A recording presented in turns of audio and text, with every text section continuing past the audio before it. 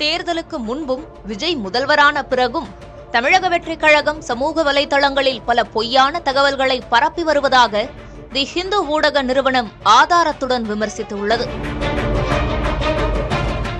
தவேகாவில் 25க்கும் மேற்பட்ட தலித் வேட்பாளர்கள் பொது தொகுதியில் போட்டியிட்டு வெற்றி பெற்றதாக தகவல்கள் பரவின.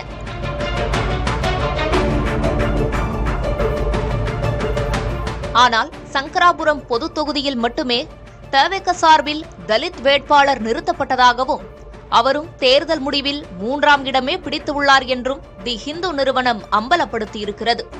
தவேக வேட்பாளர்கள் பலரும் ஏழைகள் என்றும் டீ கடை உரிமையாளர், ஆட்டோ ஓட்டுநர் போன்றோர் எம்எல்ஏ ஆகியிருப்பதாகவும் செய்தி பரப்பப்பட்டது. கூடவே தவேக வேட்பாளர்களில் பெரும்பாலானோர் பட்டப்படிப்பு முதல் PhD வரை படித்துள்ளதாகவும் தகவல்கள் வெளியாகின.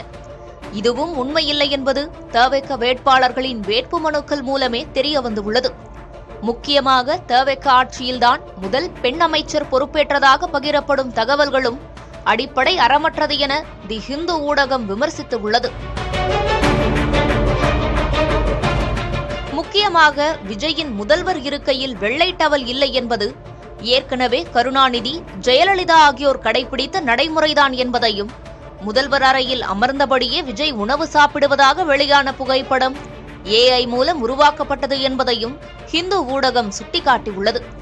இதேபோல் தவேக தொடர்பான பெரும்பாலான செய்திகளிலும் பொய்யான தகவல்கள் இணைக்கப்படுவதாக தி ஹிந்து ஊடகம் ஆதாரங்களுடன் விமர்சித்துள்ளது.